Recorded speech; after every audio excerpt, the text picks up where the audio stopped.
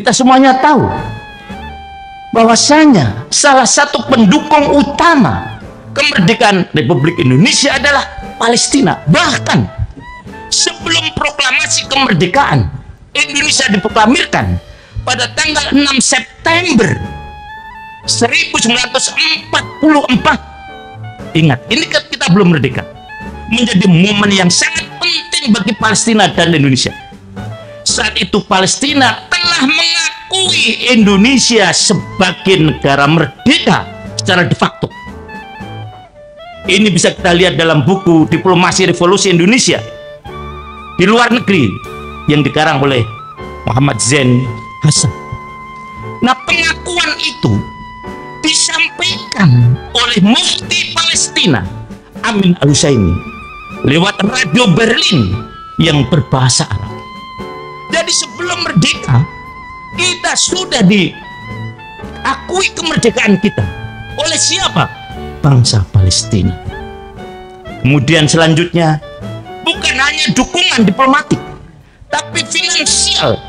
Seorang konglomerat atau mungkin sekarang Crazy Rich dari Palestina yang bernama Muhammad Ali Tahir, yang beliau itu lahir di Nablus sekitar 49 km dari Masjidil Aqsa. Beliau seorang jurnalis yang memimpin beberapa surat kabar antara Asyura, Asyabab, dan Alam Misri.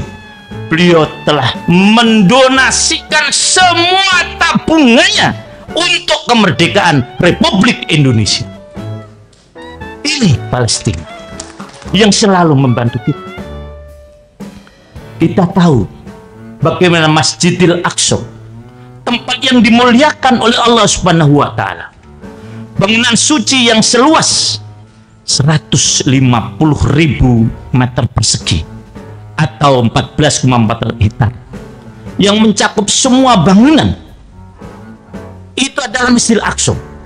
Dan oleh Yahudi, oleh Zionis laknatullah alaih, akan dibagi.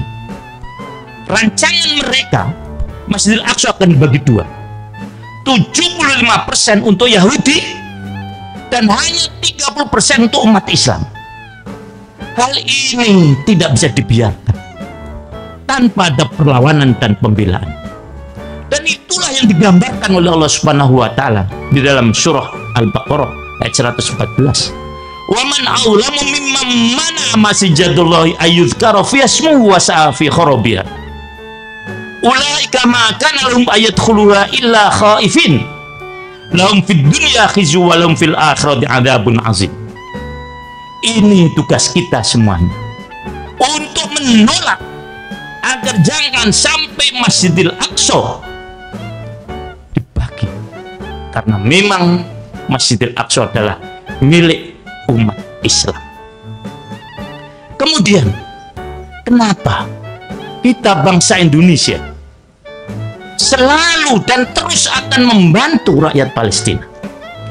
Ada beberapa latar belakang. Yang pertama adalah amanat konstitusi. Alhamdulillah kita punya preambul Undang-Undang Dasar 45 yang mungkin itu satu-satunya preambul di dunia yang menyebutkan nama Allah Subhanahu wa Ta'ala di sana. Selanjutnya disebutkan bahwasanya kemerdekaan adalah hak segala bangsa, maka penjajahan di muka bumi harus dihapuskan karena tidak sesuai dengan kemanusiaan dan keadilan. Oleh karena itu, siapapun yang memimpin negara tercinta Indonesia ini akan selalu berdiri di depan untuk mendukung kemerdekaan Palestina. Mulai dari zaman Founding Father kita, Presiden Soekarno, dan nanti presiden yang akan terpilih. Ini pesan yang harus mereka laksanakan. Bahkan jika diruntut ke belakang, sejarah telah mencatat tinta emas adanya alaqah ariqah, hubungan yang sangat kuat antara Indonesia dengan Palestina. Hal ini dibuktikan salah seorang wali songo, ulama yang mendakwakan Islam di tanah Jawa, itu berasal dari Palestina, yaitu Sunan Ja'far Shadiq yang terkenal dengan nama Sunan Kudus. Dan Indonesia lah satu-satunya negara yang punya kota yang namanya Al-Quds di Jawa Tengah. Dan masjid di sana juga namanya Masjidil Aqsa.